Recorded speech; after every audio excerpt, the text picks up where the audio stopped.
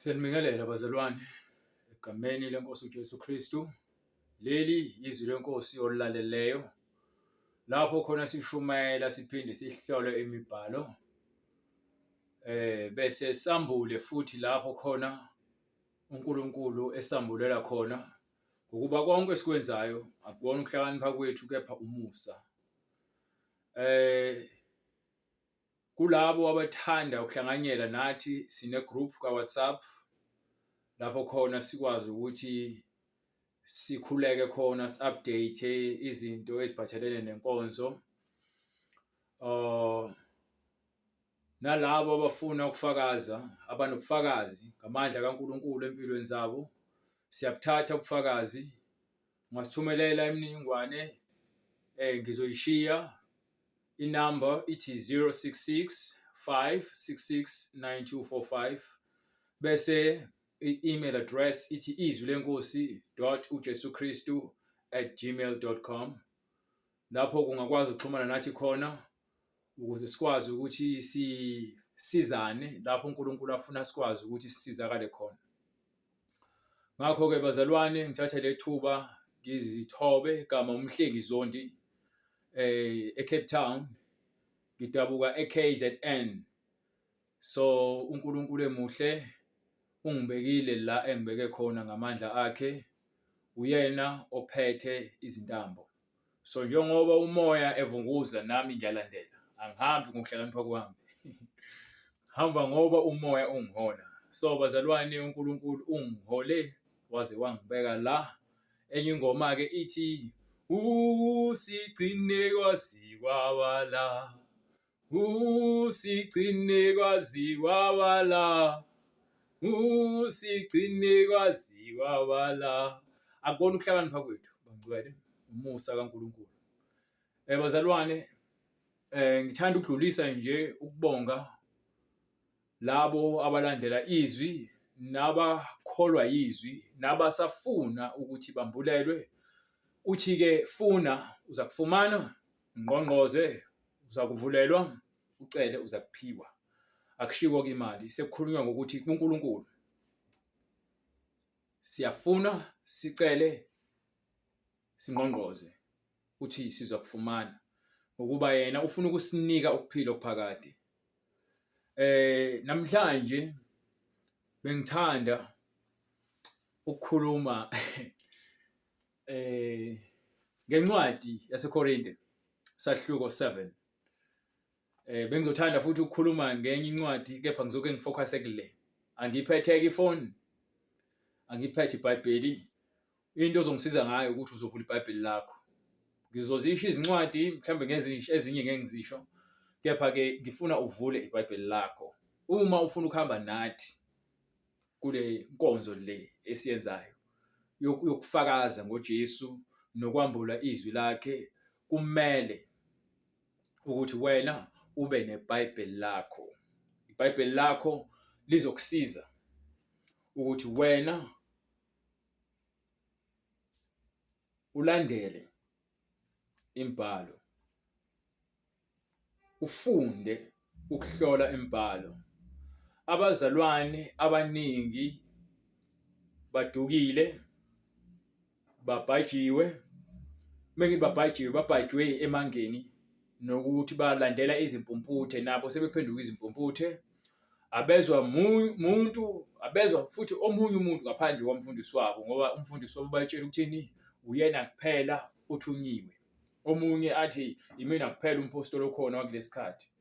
Lalela, ungabalaleli banamanga. Uthi u-Eliya esentabeni ezingelwa uJezebeli, akhale uNkulunkulu athi-ke bonke abaprofeti bakaNkulunkulu babulewe, sekusela yena yedwa. Athi uNkulunkulu cha, akunjalo, ngoba ngisenabo abaprofeti abaningi abawu-7,000 abangakumguqeli uSathane. So baningi abantu abathunywe uNkulunkulu ngegama likaJesu Kristu. Awuzikhetheli wena ukuthi wena uspecial noma kukhethwe wena wedwa. UJesu umekutshele lokho kusho ukuthi lo Jesu angeke ngize ngimkholwe mina, ngoba uJesu akashongo ukuthi uyothumela umuntu oyedwa. uthi hambani okwenza abafundi, so sabafundi sonke. Uma uJesu ezambula kumina, kuwumsebenzi wami ukuthi ngambule izwi nami kwabanye ozakwethu nabafowethu nodadewethu, omama, ogogo, omkhulu. Umsebenzi wami lo ukuthi ngikwenze. So anginakwazi ukuthi mina kuphela kumele ngilalelwe. Mina unelungelo lokuthi ulalele lo engikushoyo bese uqedile uhambe uyolalela omunye. Wena bese uqhathanisa uma umoya kaNkuluNkulu ukhona kuwena ukuthi ngokwezwi ikuphi okuyiqiniso, ngokwezwi not ngokwami. Ngokwami ngabe ngicebile, ngabe ngisigwile, ngabe ngisigwile ukuba kuya ngami. Ngabe senganibamba inkunzi emini bebade. Kepha-ke ngoba ngithunyiwe ngezwi, ngambula izwi, angizuzi lutho ngokushumayela bazalwane, ngaphandle kokuthi ngizuze imphefumulo, ngizuzele imibuso kaNkuluNkulu. Bonke abazalwane baya kuJesu, hhayi kumhlengi. So ngingeza ukupholisa amaseko lapha kwincwadi yaseKorinte sahluko 7, incwadi yaMarku sahluko 10, siveza nje ngithi nencwadi futhi yaMathewu sahluko 19, sahluko 19, kuvezwa izinto eziphathelene. Ngifuna ukuzifundisa lezi zinto lezi kusanesikhathi, ngoba abazalwane abaningi bazolimala ngenxa yokungakholwa yizwi, bekholwa abantu. Uma ukholwa ukuthi uJesu uthi phenduka, ngizongithini? Uma uJesu esefundisa-ke ngabapostoli bakhe, esefundisa izimiso nemiyalelo yasebandleni, kwenziwa yini sikhethe thina singabazalwane esifuna ukukwenza nesifuna ungakwenzi, esifuna ukukholwa yikho nesifuna ungakholwa yikho ngaphakathi ebandleni? Ayisho incwadi ukuthi makube khona ukulawuleka nokuqondisa ebandleni kaNkuluNkulu, ngokuba uNkulunkulu akayena umlobi wobuyaluyalu. So akayibhalanga uNkulunkulu into ezosiconfuse.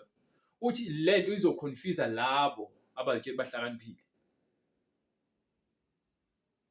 Usho njalo kwincwadi yaseKorinte uthi-ke bapha abaphikisi bakulo mhlaba nezazi zalo mhlaba nabahlakaniphile balo mhlaba, ngoba abantu abaningi bathi bayakhonza uNkulunkulu kepha abafuni ukwenza into efunwa uNkulunkulu. Nayo-ke indaba la, incwadi yokuqala kwabaseKorinte ethi incwadi athi umpostoli Phawuli, umuntu wesilisa akavumelekile ukuthi umuntu wesifazane, not ngokwendalo. Uyakuchazela athi ngoba kungcono ukuthi umuntu abulawe inkanuko. Ngiyaxolisa. Kungcono ukuthi umuntu athathe unkosikazi kunokuthi angene ebufebeni. Ukungena ebufebeni ukuthatha umuntu wesifazane ulale naye ngaphandle komshado. Kuthiwa-ke lapha kwincwadi yaseKorinte sahluko 6 kusukela kuverse 9 ithi maningadukiswa, anazi yini ukuthi abangalungile ngeke balidle ilifa lombuso kaNkuluNkulu? Ngiyonixolela bazalwane la kwi-background kuyaqondana-ke namhlanje futhi ngihlala opposite ibandla lamaSulumane, so nizozwa kuculwa ngalayo ukuthi mina engiwuthandayo lo mculo. Cha, ezobumnyama ngizishiye ebumnyameni ngilandela ukukhanya. So umuntu nomuntu akathathe unkosikazi wakhe. Ngifuna nje lento ukuyicacisa kahle. Incwadi yamaRoma sahluko 7, incwadi yaseKorinte sahluko 7, incwadi yaseRoma sahluko 7, incwadi yaseKorinte sahluko 7. Lezi ncwadi lezi nje ziqondile. Incwadi yaMarku sahluko 10 iqondile. Bayabuza abafundi kuJesu ukuthi-ke kuhle yini ukuthi umuntu alahle unkosikazi wakhe, ngoba uMoses wasifundisa kanjalo ngomthetho ukuthi unkosikazi wakho umbhalele incwadi yesahlukanisa umnike yona uma ungasamfuni. Uthi uMoses wakwenza lokho, kepha kwangasuka uNkulunkulu.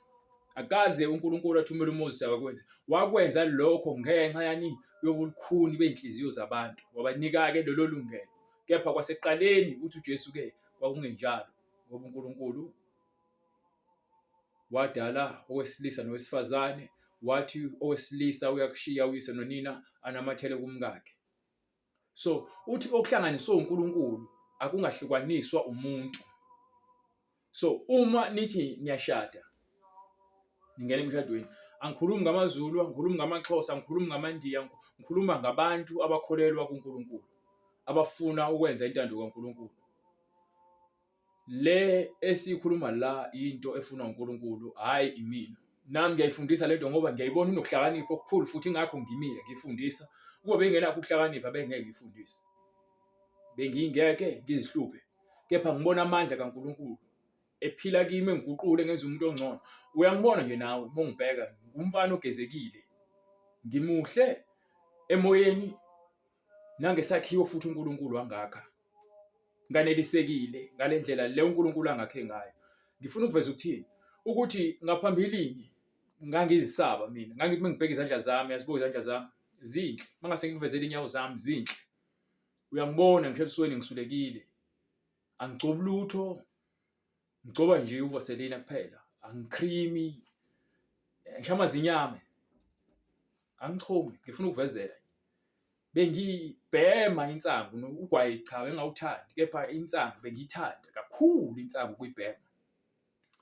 Ngifuna ungizwisise kahle. Uthi uNkulunkulu uzidalile izihlahla ukuthi zibe into esidlayo nemifino siphile ngayo. Lokho ngikuphikisa. Angikwazi ukuphikisa. Uma uthi wena uyayidla insangu noma uyayiphuza, vele ke odokotela bayamixa amakhambi bathathe nayo insangu bamixe for ama drugs einhlungu ke ulale ukuze uphumule. So sengifuna ukuveza kuleyo kubhema ke ukuthi ubungozi ke bokubhema bushintshe ke indlela owakhiwe ngayo. Ngathi mengizibuka esibukweni ngibona ukuthi cha mengibheka izithombe zami ngaphambilini ngizibheka nangaleso sikhathi angibona ukuthi cha. Kepha ever since ngaye ukubhema ngifaka ugwayi emlomeni noma insangu, umzimba wami wabuyela esimweni sawo, ngagezeka nangaphakathi ngaklineka. Angigquma angiphalazi, akunasishwashwa, akusebenzisi lutho. Phuza amanzi nje, ngigcobe, ngidle ukudla nje, ngiphila impilo nje eright efunwa uNkulunkulu. Angisho ukuthi ngiperfect. Ngizama ukuthini kuwena? uNkulunkulu uyakwazi ukukuguqula. Qala la. Ufuna uqale uNkulunkulu angene ekhanda lakho, angene enhlizweni yakho, bese nawe uyambona ukuthi cha ukhona uNkulunkulu. Ngisakhuluma kanjena uma engakofiki kuwena ngeke uzumbone futhi ngeke uzumuzwe. Kepha uma sekufika isikhathi uNkulunkulu uyakuziveza kuwena, uyosindiswa ngokukholwa kwakho. Right. So uNkulunkulu ke usethi ke masingahlukanisi. Okuhlanganiswe uNkulunkulu abantu bangahlukanisi ngokuba uyena ohlanganisa abantu. Right? So incwadi yaMakho leyo sahloko 10 ithi yilowo oshiya indoda yakhe ahamba yogana kwenye indoda. Lo wesifazane uyisiphingi, uyaphinga noma uyisiphingikazi. Excuse me. Uyisiphingikazi. Ithi ke uyobizwa ngesiphingikazi. Ngifuna ukuveza nje lezi zinto lezi. Athi nalo wesilisa oshiya unkosikazi wakhe athatha omunye wesiphingi. Incwadi yaMakho leyo. So mase sibuya ngapha kwincwadi ke yaseKorinte sahloko 6 lapha ku-verse 9 ithi ke ningadukiswa ngokuba abangalungile ngeke balidle ifa lombuso kaNkulunkulu. Ithi nezifebe, neziphingi, ababulali, abathakathi, amasela, izidakwa, abakhonza izithombe. Kubhalwe phansi eBhayibhelini, incwadi sahloko 6. So uma esho njalo uNkulunkulu bese ethi ke lapha ya kwincwadi yaseKorinte sahloko 7 mevula ukuthi indoda ayivumelekile ukuthi wesifazane. So anginako ukuloku ngibambana nabantu besifazane ngiloku ngibadlalisa. So ukuya embhedeni-ke sekuyicala lokufebe lo. Ukuya embhedeni icala lokufeba. So uma isembhedeni siyolala nomuntu wesifazane ngaphandle komshado sesenza umsebenzi wokufeba. Right? So uthi uNkulunkulu abangalungile ngeke balidle ifa lombuso kaNkulunkulu. Angikwazi ukuhambe ngikhomba abantu ukuthi wena uyafeba ukufeba wena uyaphinga no, umsebenzi wami ukuchaza lento engichazile. Uma wazi ukuthi uyayenza and futhi uyamfuna uNkulunkulu and uyafisa uguqula impilo yakho ukuze uphilele uNkulunkulu ngokuba lithi iBhayibheli kwincwadi yakhe futhi eSekorinte sahluko 6 lapha ku verse 15 kuya phezulu kugcina verse 18 ithi imizimba yethu yithempeli. Ngeke ngibuzeke ngoba bazalwane bayakholwa. Uma unayo impendulo yongiphendula lapha kwi-comment section. Ungahamba yini? Abanye bayakwenza bezijetha babonwa abantu kanti uNkulunkulu uyababona. Ngisho abafundisi bayakwenza lokho. Emabandleni abo. Ngaphakathi enkonzweni. Balala nabantu besifazane. Abanye badlwengula izingane zabafana, abanye badlwengula izingane zamantombazane, abanye bazikhohlisa izingane, abafundisi. Ebandleni enkonzweni alale nangane enkonzweni. Ethempeleni, le thempeli lelathi uyashumayela khona. And abantu bayalazi iqiniso abaningi. Bahleli ngoba lo mfundisi bayamsaba noma bambeka phezulu kakhulu. Labanye abantu baphathelana izimfihlo. Anginazi izimfihlo engazibathisa omunye umuntu. Inhliziyo yami yaziwa uJehova. Izono zami ngizivumela ukuthi uNkulunkulu angihlambulule. Ngihlushiwe umoya wenkanuko. Shaya indlwabu. Hlushwa umoya wokudakwa utshwala. Dakwa. Hlushwa umoya wobufebe. Ngakwazi ukuzilawula. Mawulawula uSathane ukuzitshela ukuthi yonke into oyenzayo wenzela wena kanti wenzela uSathane. Uyisigqila salento oyenzayo. Yabo njengamanje ngoba ngifuna uJesu, ngifunda iBhayibheli, ngikhuluma ngoJesu, ngisigqila sakhe uJesu. Kepha ngisigqila sokulunga ngoba ngisindisa abantu ebubini bukaSathane. uJesu wangisindisa kulezo zinto. So uNkulunkulu angimkhonzeli ukuthi khona engikufunayo kuyena okuphathekayo. Uyena owazi iminyaka kumele ayivule ngesikhathi esifuna uyena. Kepha ngimkhonzela ukuthi alungise umphefumulo wami. Inhliziyo yami ayilungise. Angikwazi ukushumayela ngoJesu. Ngihlezi ngibheka abanye abantu. Ngishumayela ngoJesu ngoba usindise mina empilweni yami, wangenza umuntu ongcono. Uma udaka utshwala ngikuthathe kancane. Uma ubhema ngikuthathe kancane. Uma ufeba noma umahosha angikuthathi kancane. Isigebengu akekho noyedwa umuntu engimthatha kancane noma ukuthi umfundisi onamanga angikuthathi kancane. Kepha iqiniso engilikhulumayo elingakukhulula esonweni sakho nasenhlizweni yakho ukhululeke ube umuntu ofuna uNkulunkulu. So uma singeke senze emzimbeni yethu sithi yithempeli likaNkulunkulu. Uthi awukwazi ukuthatha ithempeli laNkulunkulu ulinikele ebufebeni. Kusho iBhayibheli. Incwadi yaseKorinte sahluko 6. Noma ngayifunda yonke ngajabula futhi. Awukwazi ukuthatha umzimba wakho unikele ebufebeni, ukhonza abanye uNkulunkulu noma ulale noma kanjani ngomzimba wakho ngoba yini ithempeli kaNkulunkulu. So lapha kusahluko 7 ithi ke indoda mayithatha unkosikazi wayo ukuze sigweme ubufebe. Ithi kubalekile ukuthi umuntu abe nonkosikazi wakhe ukuze agweme ubufebe. Not intombi yakho oyidatayo, not othi ungoduso yakho kepha ufuna ukukhipha izinto. Ulobole, uqede. Lokumthembisa ukuthi usazomlobola. Uma esakuthembisa baleka. Ngoba yini uzoqhubeka akuzalise, aphinde akuzalise, aphinde akuzalise, aphinde akuzalise aze athole umuntu amfunayo yena yomshada. Ngokuba wena windawo yakhe yokudlalela. Akekho serious ngawe. So baleka. Umuntu akafune umuntu ozokwazi ukukulinda, akuhloniphe. Mothi mina ukuze sikwazi ukuthi mina nawe sembathi ingubo eyodwa. Bese senze izinto zabantu abadala. Hambe uvele ekhaya. Bese uvelile ekhaya, then-ke ngiyobona ukuthi unentshisekelo futhi uzimisele. Kepha uma ungakuvela ekhaya, ayikho into esingayikhuluma ephathelene nokuthi senze izinto zabantu abadala. Ngiyangizwa ngithini? So, usethi-ke kuhle ukuthi kungenwe emshadweni. Uthi kepha uma kuwukuthi uziphethe kahle noma unengane eziphethe kahle, ingafuni futhi ukuthi ithathe ingene emshadweni, leyo ngane yenza kahle, ingcwele kuNkulunkulu emzimbeni nasemoyeni. Bese ukuthi uma kuwukuthi-ke umfana wakho naye esebusheni bakhe usefuna ukudlulisa umnsizwa bakhe, akathathe owesifazane-ke bahlangane ngokusemthethweni bashade, ngoba umshado uyisibusiso esivela kuNkulunkulu.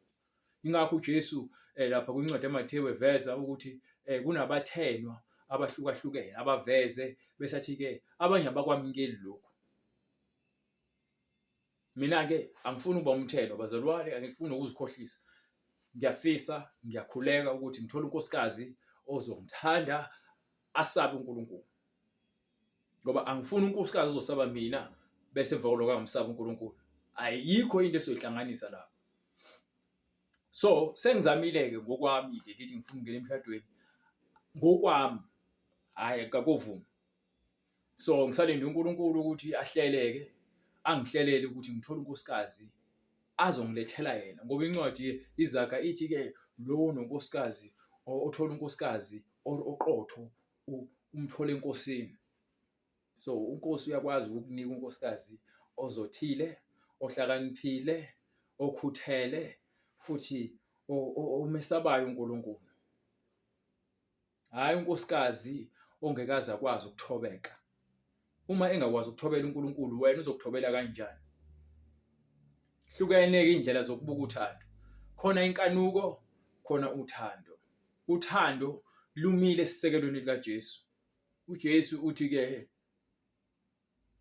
shiya uyihlo nonyoko unamathele kumkakho, hhayi-ke entombini yakho, hhayi komunye umfana, cha, unamathele kumkakho. Right. Ayiveze-ke umpostoli le ndaba le meqhubeka ukuthi-ke kuhle ukuthi abantu bahlale ngokuthula emshadweni. Kepha uma kufika izikhathi lapho abantu bezila ukudla abashadile, abakwazi ukuthi baphinde futhi bazinikele ocansini ngesikhathi bazila ukudla.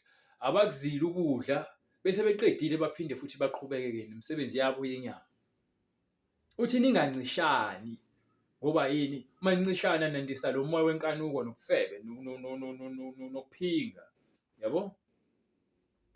Right. Bese iyaqhubeka-ke incwadi ithi mayiveza, bengifuna ukuveza lapho khona ithi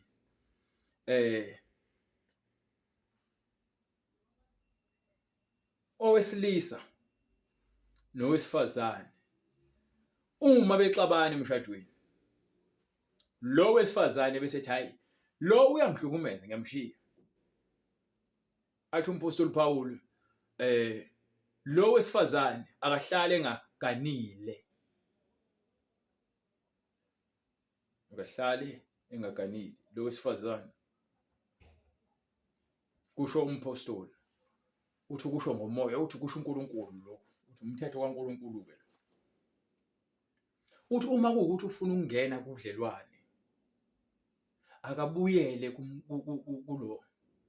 kumkhwenyana wakhe balungisa izinto.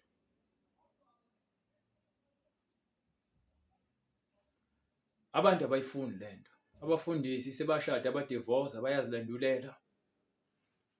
Abazalwane bayakwenza, abanye babengifonela bengibuza, abanye baphakathi kule nto le. Bayabathanda labantu abanabo. Angikwazi ukukulahla, phela ngizokutshela lento eshiwo eBhayibheli ngiphume kuwena. Ithi nawe ndoda ungamlahli umkakho. Umyalelo lo uvela kuNkulunkulu. So angikwazi into engenza ngisabe ukungena emshadweni, 1, ukudivorce. 2, ukuthatha unkosikazi ongamsabi uNkulunkulu, because mina ngiyazi ukuthi uma ngingena emshadweni ngingenela ukuthi ngiyogaxela lapho ngeke ngisaphuma. So uma kuwukuthi uyangishiya-ke sengisenkingeni, ngoba angikwazi ukumdivorce umkami. Uma ngithatha umuntu ongamsabi uNkulunkulu futhi ongamazi uNkulunkulu, ngizozisola. Ingakho le iBhayibheli maningaboshelwa ejokeni linye nabangakholwayo. So uma ngivele nje manje sengikholwa, ngithatha umuntu wesifazane ongakholwa, ngizoba nenkinga. endlini yami ngeke kube khona ukuthula. Ngizothi mengishumayela kanje bathi hawu lo ohlulwa umkakhe. Yebo lento leyo bese liyathukeka ivangeli ngenxa yami. So sengithi manje Jesu, hhayi awuthathe amasondo manje kube uwena ozoshayela inqola ngoba mina sengihlulekile. Ya ngihlulekile mina, kufuneka ngikuvume lokho. Sengizamile, ngihlulekile angizange ngilale nabo bonke lo muntu wesifazane engikhuluma ngabo ngithi bengizama hhayi kubaningi. Ngithi mhlambe bowu-4. Kusukela ngo-2022 ngahlukana nalo engangithandana naye sifeba naye wase-Canada. Ngazama ngo-2023 kwangasebenza, 2024 kwangasebenza, 2025 kwangasebenza, 2026 ngathi ngiyazama kwavele kwaphela endleleni. So labo ukuzama ukuthi uthole umuntu ozophilisana naye, kepha uNkulunkulu uma ekulungisela lokhu akulungisela kona uzokwazi ukukuvimba ukuthi lokhu okufunayo ungenzeki ngoba unecebo elihle ngawe ngami. Bathi incwadi kaJeremiah leyo bayayithanda abantu abaningi. Nencwadi ya-Isaiah futhi ngithi 60:22, Jeremiah 29:11. uNkulunkulu ngesikhathi asimisile uyakwenza lokho. So ngike ngithi ngoba ngiyakhuleka Nkosi, uma kuyena mveze, uma ngesiyena mveze futhi. Into esimple straight. Idinga futhi ukuthi ukholwe ukuthi lento oyishoyo uNkulunkulu uzayiphendula. Kuyavela ukuthi akuyena. So kuvelile bonke labo ukuthi akubona. Khona zengikhala inhliziyo yami ibuhlungu ngoba phela ngiyafuna ukuba sothandweni nami.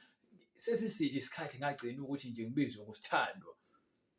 Akuthiwe nondaba ngangisajola. So manje ayisekho yonke lonto leyo. Isele ngemumva 23, 24, 25, 26 manje ngiphakathi nawo. Usifazana angimazi. Ayivuka imizwa, iyavuka. Iyavuka imizwa, ngiyafuna ukungena emathandweni. Kepha uNkulunkulu uthi linda. Linda. Uma ungafuni ukulinda yonke lento othi uyayakha izobhidlika ngoba ayakhiwe esisekelweni sami.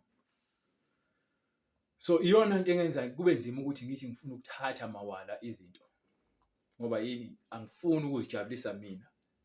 Egcineni futhi ngiphinde ngizilimaze mina ngento bengithi ngiyazijabulisa ngayo.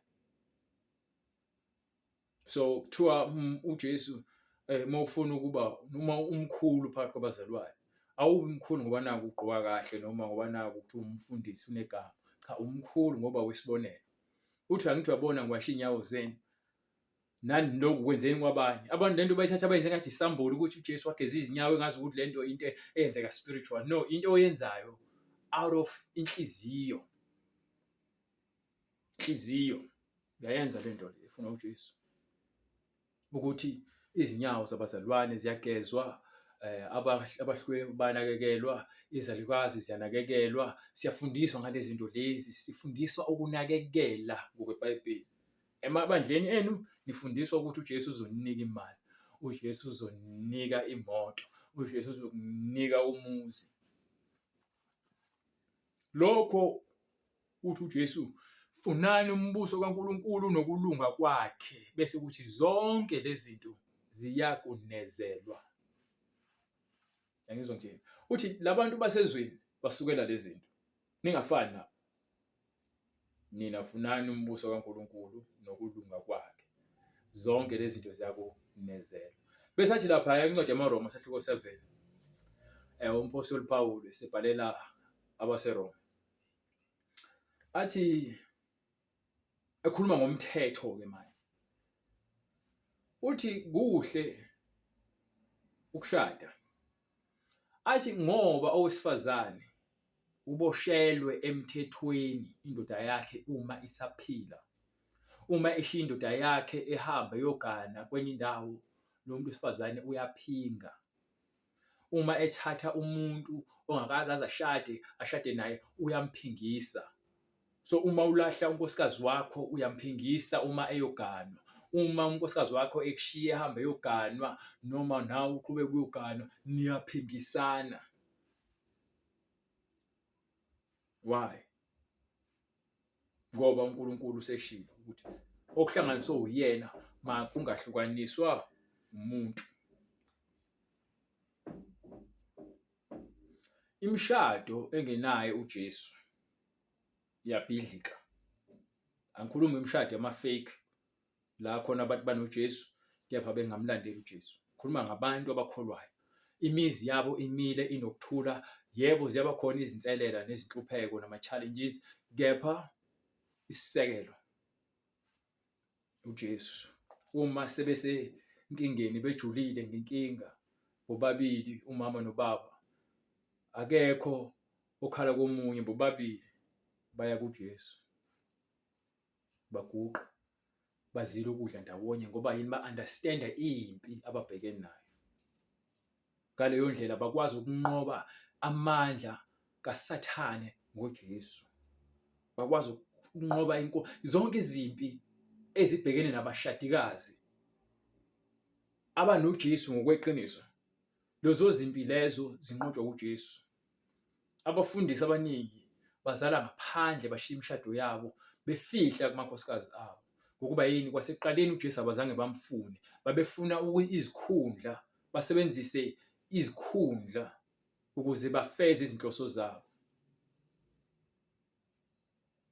Izinto ezikhona lezo. Mhlambe nawe omunye umfundisi okwenzile lokho, mhlambe uyinceku ukwenzile lokho. Buyela kuNkulunkulu, cela into ethelela. Buyela kumngakho, uvume, confess amacala akho, ukuzehlisa. So, ithi-ke le ncwadi yaseRoma, ngoba uma wesifazane eshiya indoda yakhe isakhona, ahamba ayogana ngaphandle, uyaphinga, uboshelwe emthethweni indoda yakhe uma isaphila ukuthi akakwazi ukugana enye indoda yakhe isakhona. Kulabo abakholwayo bamukela izwi, kulabo abangakholwayo bayaphebeza ngoba uSathane uyabakhohlisa, balandela abafundisi abazobatshela izinto ezifunwa yibona. Ingakho benza noma kanjani, kepha okholwayo ulwa impi yokukholwa.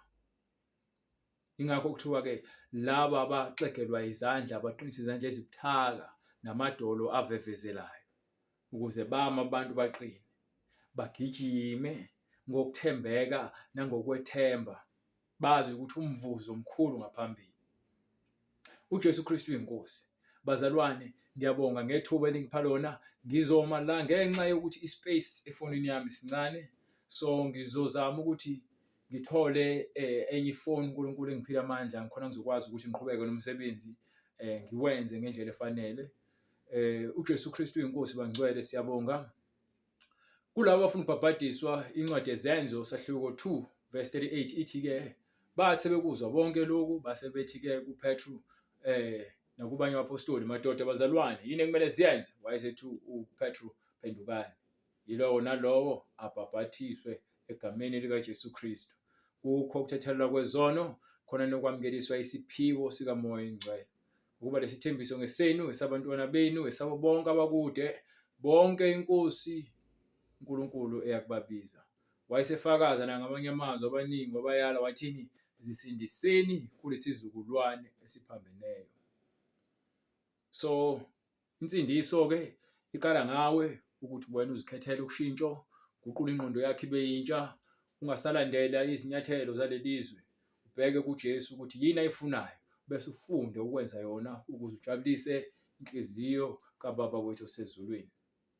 Uma ufuna ukubhabhadiswa, uyakusithinta kumininingwane engishiyile eqaleni kwenkonzo noma kwi-email address.